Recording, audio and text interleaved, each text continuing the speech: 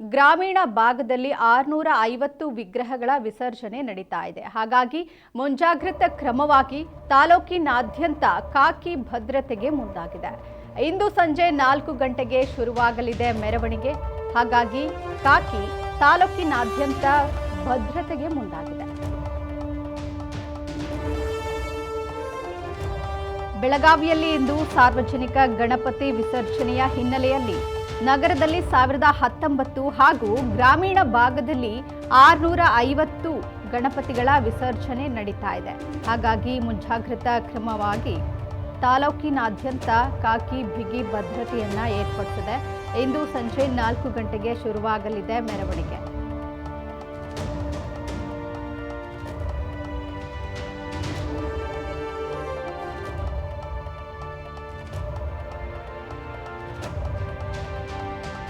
ಬೆಳಗಾವಿ ನಗರದಲ್ಲಿ ಸಾರ್ವಜನಿಕ ಗಣಪತಿಗಳ ವಿಸರ್ಜನೆ ಇದೆ. ಹಾಗಾಗಿ ಖಾಕಿ ಬಿಗಿ ಭದ್ರತೆಗೆ ಮುಂದಾಗಿದೆ. ನಗರದಲ್ಲಿ 1019 ವಿಗ್ರಹಗಳ ವಿಸರ್ಜನೆ ಇದೆ.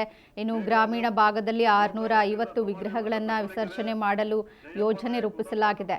ಹಾಗಾಗಿ ಮುಂಜಾಗ್ರತಾ ಕ್ರಮವಾಗಿ ತಾಲೂಕಿನಾದ್ಯಂತ ಖಾಕಿ ಬಿಗಿ ಭದ್ರತೆಯನ್ನ ಏರ್ಪಡಿಸ್ತಾ ಇದೆ.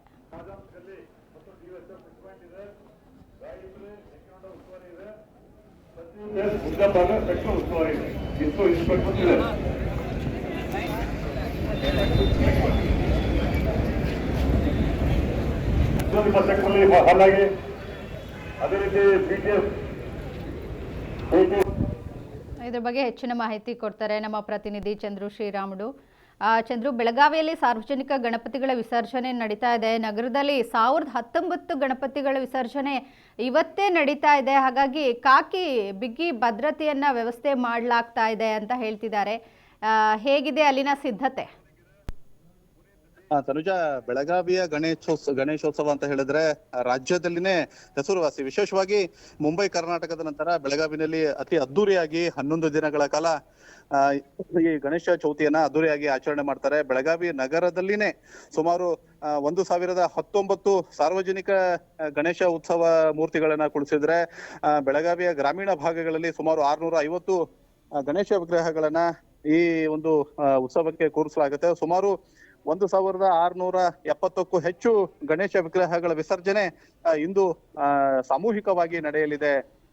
ತನುಜ, ಅಂದ್ರೆ ಸಂಜೆ 4 ಗಂಟೆಗೆ ಗಣೇಶ ವಿಸರ್ಜನಾ ಮೆರವಣಿಗೆ ಬೆಳಗಾವಿಯ ಟಿಳಕ್ ಚೌಕ್ನಿಂದ ಶುರು ಆಗತ್ತೆ. ಅಲ್ಲಿಂದ ಇಡೀ ರಾತ್ರಿ ಕೂಡ ಈ ಒಂದು ಗಣೇಶ ವಿಸರ್ಜನಾ ಮೆರವಣಿಗೆ ಅದ್ದೂರಿಯಾಗಿ ಬೆಳಗಾವಿನಲ್ಲಿ ನಡೆಯುತ್ತೆ.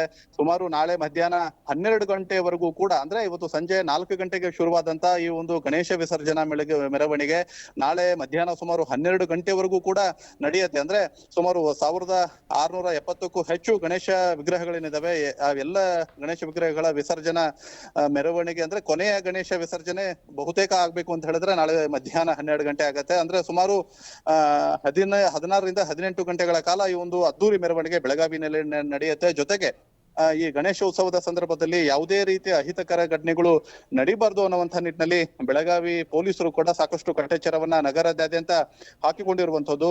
ಇವತ್ತಿನ ಈ ಒಂದು ಗಣೇಶ ವಿಸರ್ಜನಾ ಮೆರವಣಿಗೆಯ ಬಂದೋಬಸ್ತ್ಗಾಗಿ ಈಗಾಗಲೇ ಬೆಳಗಾವಿ ನಗರದಲ್ಲಿ ಎಲ್ಲೂ ನೋಡಿದ್ರು ಕೂಡ ಪೊಲೀಸರು ಕಾಣ್ತಾ ಇದ್ದಾರೆ. ಸುಮಾರು 500ಕ್ಕೂ ಹೆಚ್ಚು ಪೊಲೀಸ್ ಅಧಿಕಾರಿಗಳು, ಅಂದ್ರೆ PSI, CPI ಮತ್ತು ಅದಕ್ಕಿಂತ ಹೆಚ್ಚಿನ ರ್ಯಾಂಕ್ನ ಅಧಿಕಾರಿಗಳು, 500ಕ್ಕೂ ಹೆಚ್ಚು ಅಧಿಕಾರಿಗಳು ಈ ಒಂದು ಬಂದೋಬಸ್ತ್ನಲ್ಲಿ ಭಾಗವಹಿಸಿದ್ದಾರೆ. ಜೊತೆಗೆ 3000 ಪೊಲೀಸ್ ಸಿಬ್ಬಂದಿ ಮತ್ತು 1 ರ್ಯಾಪಿಡ್ ಆಕ್ಷನ್ ಫೋರ್ಸ್, 9 KSRP ತುಕಡಿಗಳು, ಅಲ್ಲದೆ 700 ಕ್ಯಾಮೆರಾಗಳನ್ನ ಕೂಡ ಏನು ಈ ಆಯಕಟ್ಟಿನ ಸ್ಥಳಗಳಲ್ಲಿ ಸುಮಾರು 700 ಕ್ಯಾಮೆರಾಗಳನ್ನ ಕೂಡ ನಿಯೋಜನೆ ಮಾಡಲಾಗಿದೆ. ಜೊತೆಗೆ ಹದ್ದಿನ ಕಣ್ಣಿಡ್ಲಿಕ್ಕೆ, ಅಂದ್ರೆ ಮೆರವಣಿಗೆ ಮೇಲೆ ಹದ್ದಿನ ಕಣ್ಣಿಡ್ಲಿಕ್ಕೆ ಸುಮಾರು 14 ಡ್ರೋನ್ ಕ್ಯಾಮೆರಾಗಳನ್ನ ಕೂಡ ಇವತ್ತಿನ ಈ ಒಂದು ಬಂದೋಬಸ್ತ್ ನಲ್ಲಿ ಬಳಸಲಾಗ್ತಾ ಇದೆ.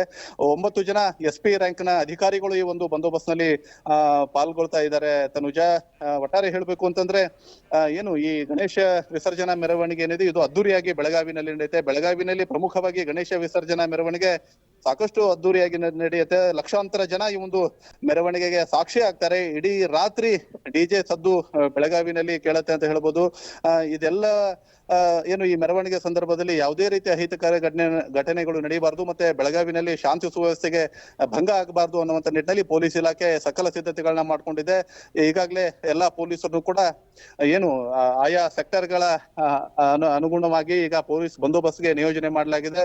ಪೊಲೀಸ್ ಕಮಿಷನರ್ ಅವರು ಕೂಡ ಏನಂತಂದ್ರೆ ಈ ಒಂದು ಸಂದರ್ಭದಲ್ಲಿ ಮಾತನಾಡಿ ಹೇಳಿದ್ರು, ಯಾವುದೇ ರೀತಿ ಅಹಿತಕರ ಘಟನೆಗಳು ಬೆಳಗಾವಿನಲ್ಲಿ ನಡೀಬಾರದು. ಈ ನಿಟ್ಟಿನಲ್ಲಿ ಸಾಕಷ್ಟು ಬಂದೋಬಸ್ತನ್ನ ನಾವು ಕೈಗೊಂಡಿದ್ದೇವೆ, ಮತ್ತೆ ಎಲ್ಲ ರೀತಿಯ ಮುಂಜಾಗ್ರತಾ ಕ್ರಮಗಳನ್ನ ಕೂಡ ನಾವು ಪಾಲಿಸ್ತಾ ಇದ್ದೇವೆ ಅನ್ನುವಂತ ಮಾತನ್ನು ಕೂಡ ಈ ಸಂದರ್ಭದಲ್ಲಿ ಹೇಳಿರುವಂತದ್ದು. ತನುಜ.